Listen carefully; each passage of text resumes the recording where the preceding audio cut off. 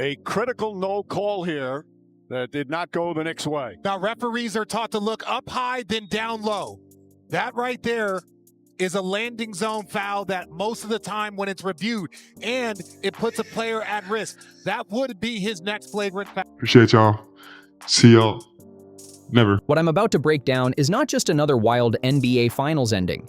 This was the kind of ending that turns into a full-blown league conversation overnight, because the drama did not stop when the clock hit 0. This was not only about the scoreboard, it was about the scene after the final buzzer inside Frost Bank Center. It was about the contact people believe should have been called, the handshake line that suddenly became a story of its own, and a post-game press conference exit that had fans replaying the clip like it was evidence in a courtroom.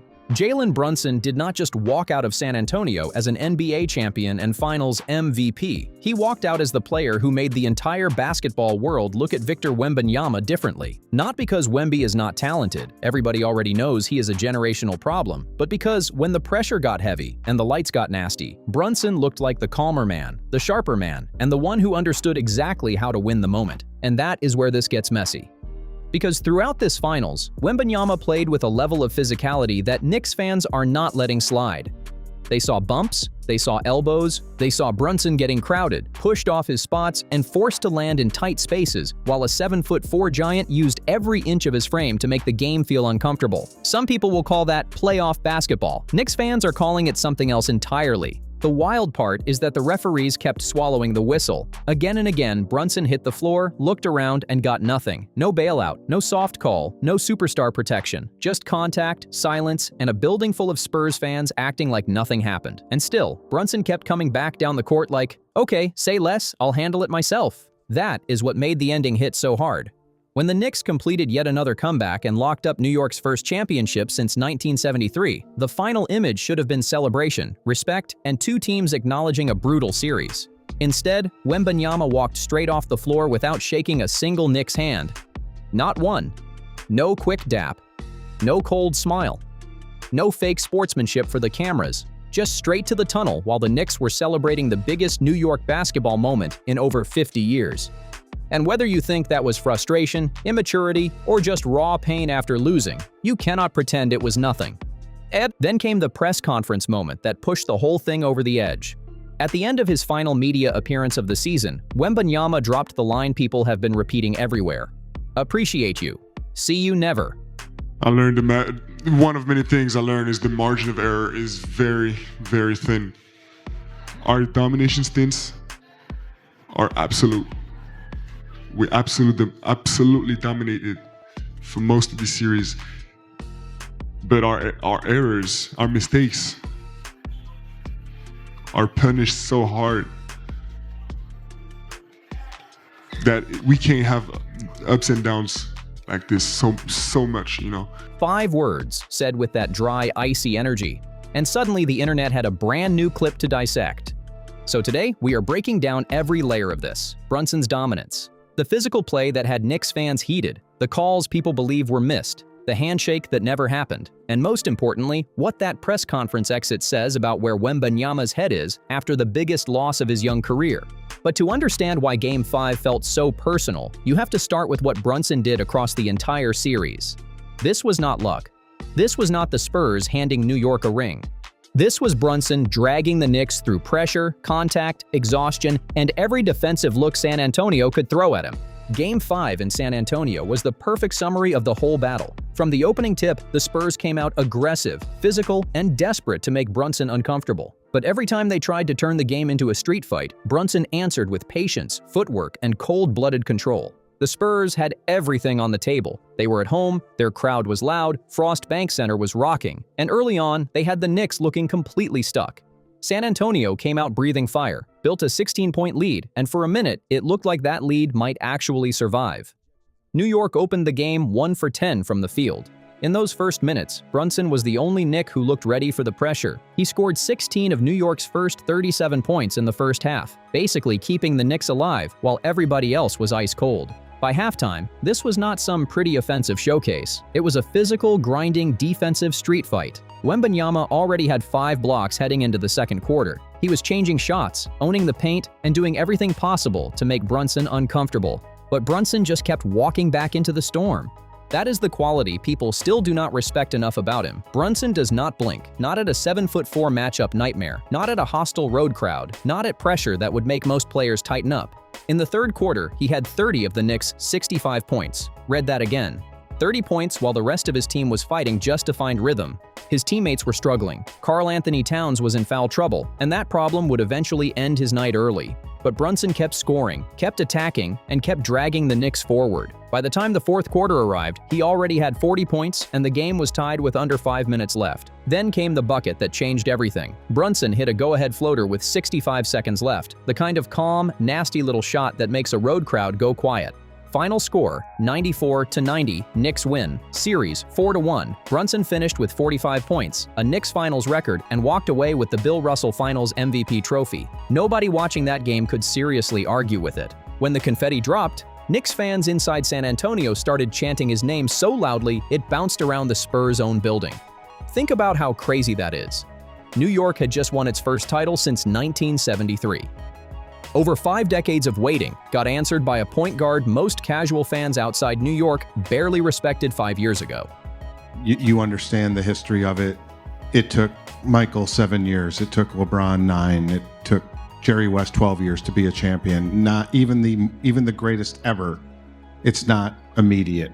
The Willis Reed legend, one of the most famous moments in basketball history, now has a modern echo. But what made this run feel even heavier was not only the scoring, not only the trophy, and not only the record. It was what Brunson had to deal with inside this series. The heavy contact, the late whistles, the missed flagrant reviews, and the way he stayed composed through all of it.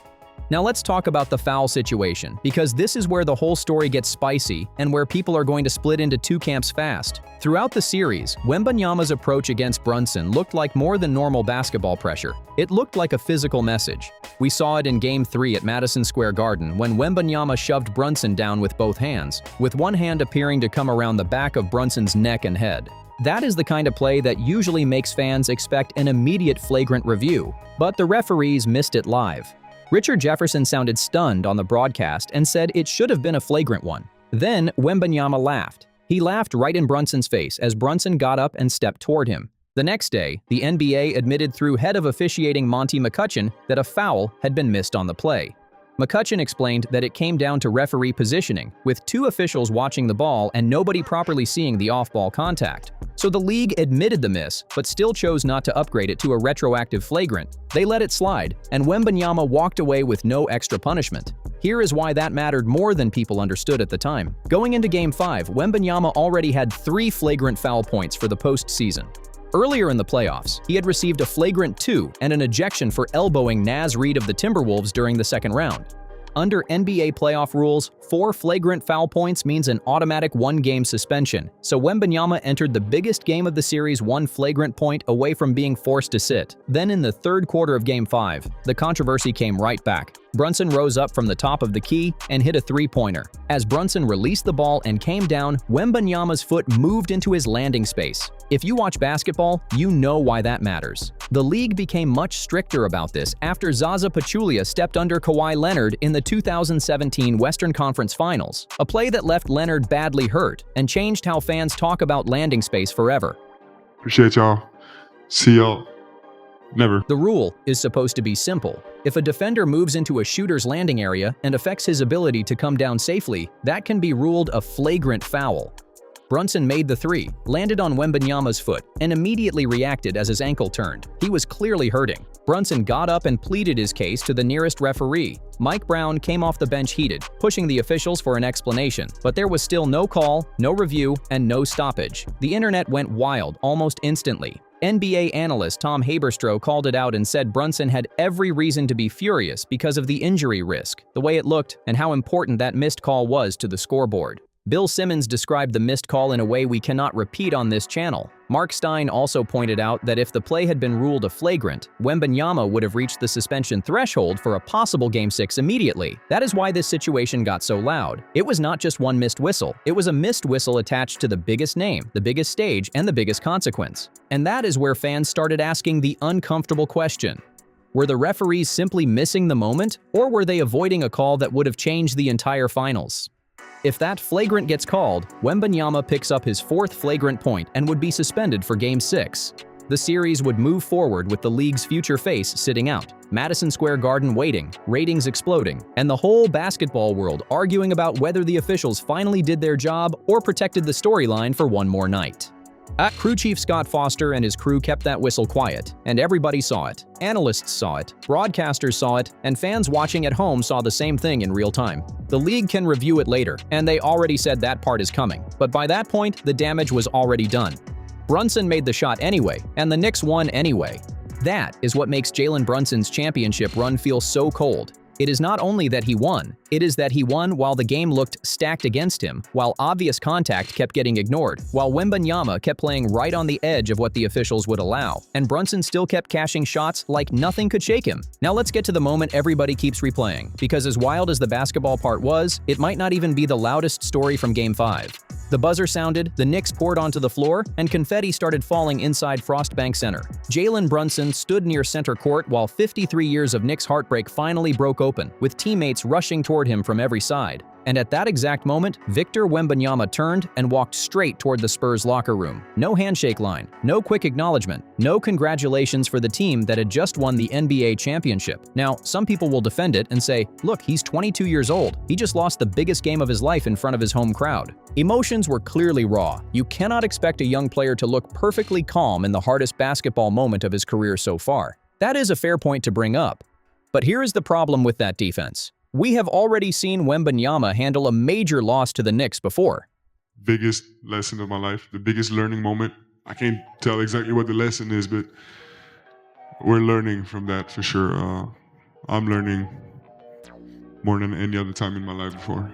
After the NBA Cup Finals loss earlier this season, he did not shake hands then either. So this does not look like one heated reaction anymore. It looks like a pattern, and the basketball world noticed fast. Social media lit up with fans and analysts calling it out. People pointed out that even after brutal losses, the greats usually find a way to show basic respect to the team that beat them. You walk down the line, say, "Good game," and acknowledge what the other side just earned. That is not weakness. That is what serious competitors do when they understand the game is bigger than their own frustration. Michael Jordan did it. LeBron James has done it after some of the roughest losses of his career. Even in 2011, when LeBron was at one of the lowest points of his public basketball life after losing to the Mavericks, he still shook hands. Even in 2023, when Nikola Jokic and the Nuggets won the title, the losing side still completed the handshake line. Wembanyama did not do it. He went straight into the tunnel while New York celebrated all around him. One fan on social media put it in a way that spread fast, saying Wembanyama seemed to have tension with Brunson all series, that the Spurs seemed to follow his energy, and that this was not even the first time he skipped the handshake after losing to the Knicks.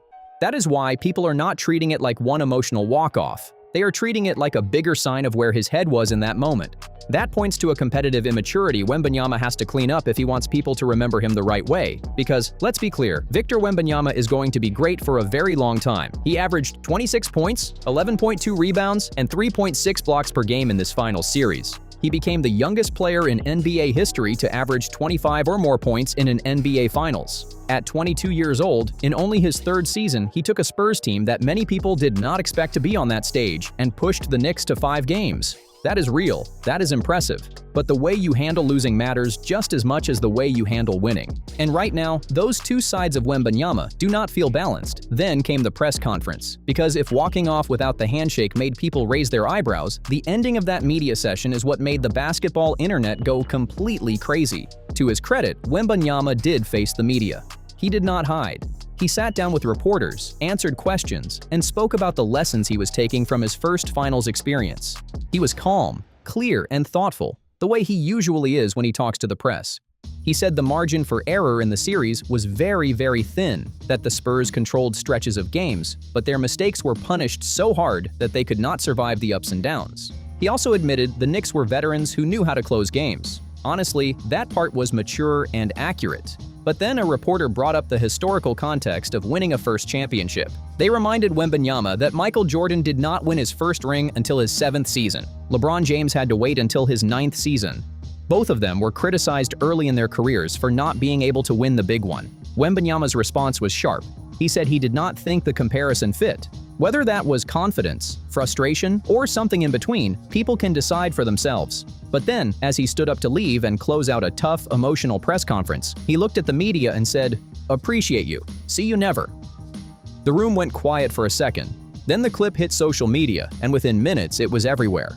Now, on one level, you could read it as dark humor, a frustrated young star saying he never wants to sit in a losing finals press conference again because next time he plans to be on the winning side. Some people gave him that interpretation, and it is not completely unfair, but when you connect it with walking off the court without shaking hands, plus the pattern of moments from this series, the Game 3 shove, the laugh in Brunson's face, and the landing space controversy in Game 5, it paints a different picture. It looks like a player still learning what it means to compete at the highest level while carrying himself with the kind of grace that stage demands. "See you never" is a fascinating statement when you really sit with it. On one side, it sounds petty. It sounds like something a frustrated player says after losing a pickup game. It is not exactly what people expect from someone being pushed as the next face of the NBA, but on the other side, maybe it was a warning. Maybe Wembanyama was telling the basketball world that the next time he reaches that stage, he is going to do everything possible to avoid sitting in that chair again. And if that becomes the edge that drives him, then the next 5 to 10 years of his career could be serious trouble for the league. But let's bring this back to Jalen Brunson, because his response through all of this is the real character story. When Wembanyama shoved him in Game 3 and laughed in his face, Brunson walked away and went straight back to work. He scored 32 points in that loss and said nothing in the press conference that turned the drama into a bigger circus. His response was only 8 words. "Whatever you saw is what you saw." He let the tape speak. He let his game speak. And when the refs missed the flagrant in Game 5, Brunson hit the 3 anyway. He was clearly hurting. Brunson came down on another player's foot and could have been badly hurt. He still made the shot. He still got back on defense. He still came down in the final minute and hit the go-ahead floater like the moment was made for him. That is Jalen Brunson. That is the competitive wiring of the man who just delivered New York its first championship in more than half a century. He does not need the circus. He does not need the extra attention. He does not need Wembanyama to shake his hand to understand what he just did. The Bill Russell Trophy is his. The championship banner is going up inside Madison Square Garden. That is the only validation Brunson needs. And the people who spent years writing him off need to sit with this one for a minute. There were real analysts and real commentators who questioned whether Jalen Brunson could ever be the #1 option on a championship team. Not big enough, not flashy enough, not talented enough to carry a franchise through the deepest part of the playoffs. This finals ended that conversation for good. He carried the Knicks to a championship in 5 games. He dropped 45 points in the closeout game with the weight of New York sitting right on his shoulders. He did it against one of the most physically intimidating defensive players basketball has ever seen, and he did it while the officials kept missing plays that put him in rough spots. If Brunson had been wearing a Spurs jersey and San Antonio watched him get shoved, crowded, and stepped under with no call, the outrage would have been non-stop. But because it is the Knicks, because New York always brings out strange reactions from the rest of the league, some people are already trying to shrink what he did. Do not let them. What Jalen Brunson did in this finals deserves to be called exactly what it was, one of the great individual playoff performances this sport has seen. Now let's zoom out and talk about what this means going forward, because this series reaches way beyond the trophy ceremony. For the Knicks, this is a franchise-shifting moment. The last time they won it all was 1973. Richard Nixon was president. The Vietnam War was still happening. That is how long this fan base has been waiting. Generations of New York basketball fans were born, grew up, had families, and still never saw the Knicks win a title. Now, it finally happened. Manhattan is about to celebrate in a way it has not celebrated basketball in decades. The parade, whenever it comes, is going to be one of the loudest sports moments New York has ever seen. For Brunson personally, this locks his legacy in place in a way nothing else could. He is a Knicks legend now, full stop. Willis Reed had his moment. Patrick Ewing had his era. But Brunson has the ring, the Finals MVP, and the series where he took every problem thrown at him and answered every single one. His place among New York's all-time sports names is secure. For Victor Wembanyama and the San Antonio Spurs, the future is still bright despite all of this. Dylan Harper was brilliant throughout the postseason, playing with a poise way beyond his rookie year. Stephon Castle showed flashes. The Spurs have a young core that should be back in this conversation sooner rather than later, especially with Wembanyama at the center of it. Wembanyama himself said this was the biggest learning moment and the biggest lesson of his life. Those words sound like a player who understands that everything that happened here, the losses, the close calls, and the emotional moments after the game, can become part of his growth. But growth takes honesty, and the honest read on Wembanyama's conduct in this series is that it did not meet the standard this stage required. The physical play on Brunson that went unpunished is something the league needs to take more seriously going forward. The walk-off without the handshake is something Wembanyama has to look at within himself. And the press conference exit, whatever Wembanyama meant by it, landed like a moment of immaturity from a young star still learning how to carry himself as a full professional. That is not a full condemnation. He is 22 years old, and learning through hard moments is part of the journey. Jordan lost to the Pistons again and again before he figured it out. LeBron lost to the Mavericks and came back sharper. Wembanyama has every tool to do the same, maybe even more, but he has to look in the mirror at how he handled the end of this series, because the basketball world is watching, and moments like this stick to a player's name. What we saw in the 2026 NBA Finals was a clash between two completely different types of competitors. On one side, there was Victor Wembanyama, the generational talent, the physical freak, the player the basketball world has been waiting on since the day he entered the league. Brilliant on the court, explosive, historic even in defeat.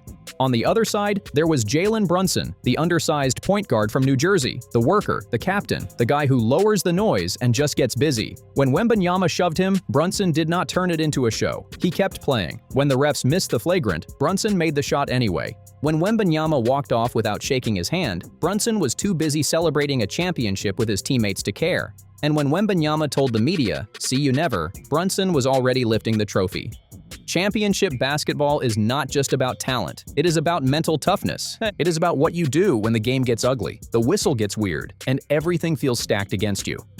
Jalen Brunson found another gear on Saturday night in San Antonio, and he drove it right through the Spurs. New York has its championship, Brunson has his legacy, and somewhere in the San Antonio locker room, Victor Wembanyama is sitting with that 5-word exit line echoing in his head, plus 53 years of Knicks pain turned into motivation against him.